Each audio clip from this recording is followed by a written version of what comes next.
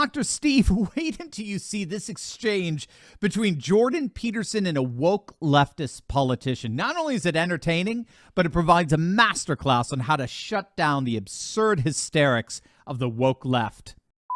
Martin Luther King's dream was that there would come a time when people would not be judged by the colour of their skin, but by the content of their character. How is today's identity politics consistent with that vision? Jordan Peterson.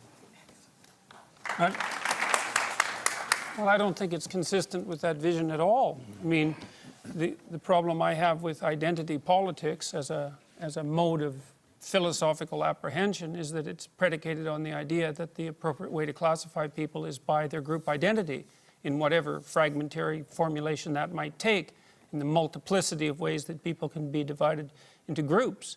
And the classical postmodern, and I would also say Marxist way of viewing the world, even though those two things shouldn't be allowed together, they tend to be, is that group identity takes priority over individual identity, and I think that's precisely the opposite of what Martin Luther King was hoping for and working for.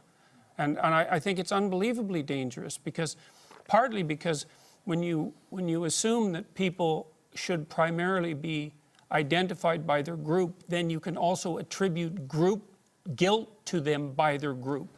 And then things go downhill very, very rapidly. And we've had no shortage of evidence of that sort of thing happening, say, throughout the 20th century. Now, what Jordan Peterson is getting at there is actually the confluence of two dynamics we need to be aware of. The more fundamental dynamic is a process that was actually predicted decades ago by the French sociologist Michel Maffesoli and his concept of neo-tribalism.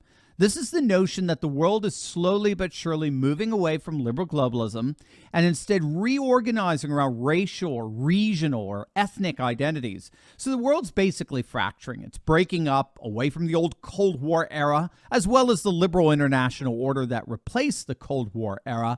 And so populations are increasingly reorganizing themselves around their own shared identity markers, such as nation, culture, custom, tradition, ethnicity, race.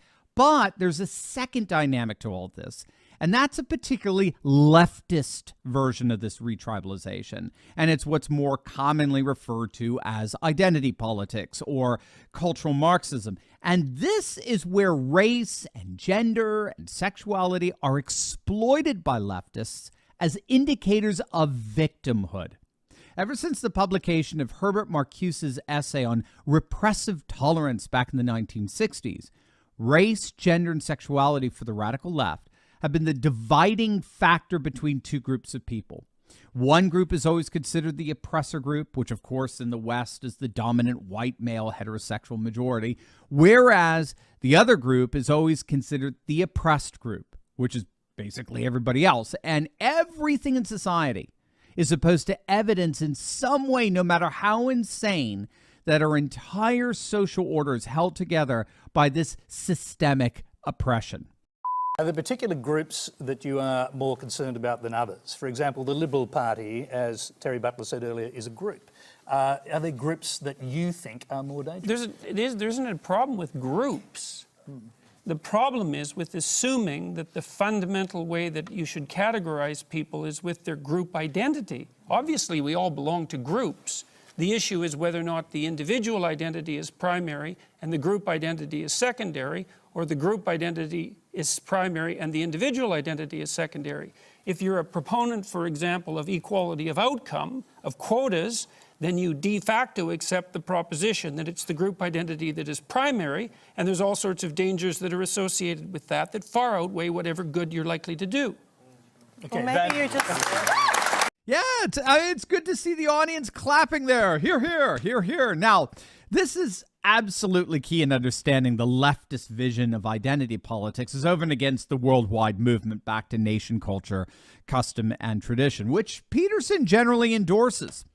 The key distinction that Peterson makes is between two kinds of equalities: an equality of opportunity versus an equality of outcome. An equality of opportunity involves guaranteeing that everyone has the same opportunities to advance themselves as society and as anyone else, while an equality of outcome involves guaranteeing that disadvantaged people, i.e. victims, are making those gains.